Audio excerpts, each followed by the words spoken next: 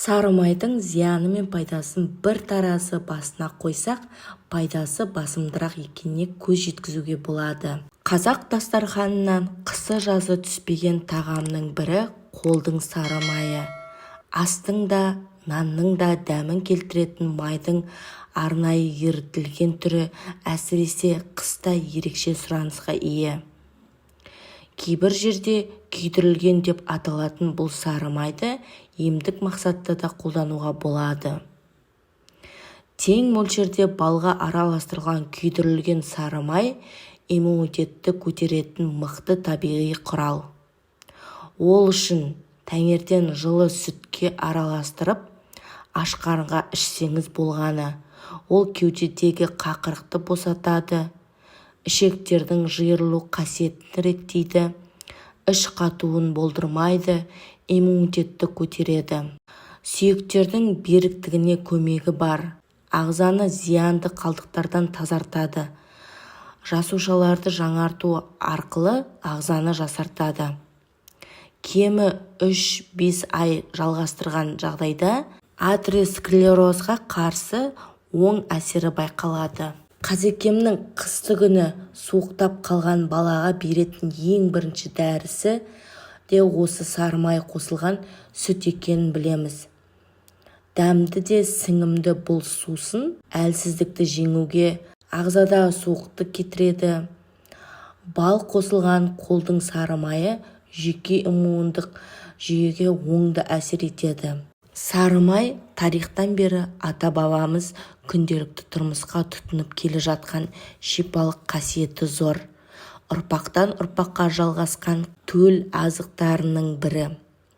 Негізінен сиырдың сүт майынан тұратын тағам. Сары майда А, Д, Е, К дәрумендері бар. Ми жұмысы сүттің майлары адам ағзасындағы жасушалар алмасуы үшін өте маңызды. Бұндай қосылыстар әсіресе мида көп. Сары майдан толықтай бас тарту ми жұмысындағы қиындықтарға әкеле алады. Иммунитетті жақсартатын майды суық маусымда 60-70 граммға дейін көбейткен дұрыс. Ал Е дәрумені қан тамырларын тазалап, берік қылады. Шаршағандық сезімін басады. Сондай-ақ сары май адам денесінде қан қоюлық байқалса, таңертеңгі аста сары майды қалыпты тұтынса, денесіндегі қан түйіршіктерін сұйылту рөлін атқарады. Сары майды үздіксіз тұтыну қан қоюлық ауруының алдын алып қалмастан, қанты несеп ауруына ем болатын шипалы дәрі есептеледі. Әсіресе ұлтымыз ерте кезде сары майдан пайдаланып, буын қабыну ауруын емдеп келген. Буын қабыну ауруына тап болған адамды емдеуде сары май салынған қарынды буынға салу арқылы сауықтырған. Бұдан сырт іші қатқан ересек адамдар мен сәбилерге ертіп ішкізсе, ішті жүргізеді.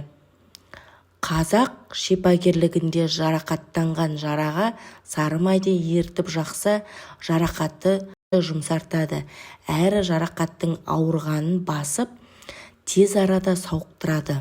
Бұл күндері ұлтымыздан басқа ұлттарда сары майды қыры мен сырына қанық болып, күнделікті тұрмысына тұтына бастады. Міне бұдан ұлтымыздың сары майды күнделікті тұрмысына тұтынып, және шипалық дәрі ретінде пайдаланып, ұрпақтан ұрпаққа жалғастырып келе жатқан тіршілік тынысының бірі деуге болады. Ұлтымыз сары майды алу техникасының ғылымилығымен ертеден қолдана берген.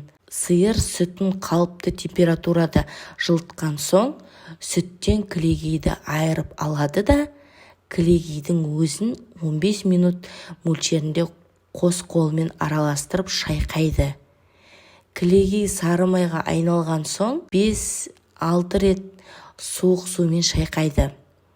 Суық сумен шайқаудағы мақсат сары майдың құрамындағы сүтті айырып, майдың сапасына кепілдік ету. Сары майға қалыпты түрде ұнтақ, тұз араластырып, алдын ала дайындап қойған қойдың қарнына салып, қарынның аузын ауа кірместей етіп бекіткеннен кейін салқын жерге немесе тоңазытқышқа қойып сақтаса да болады.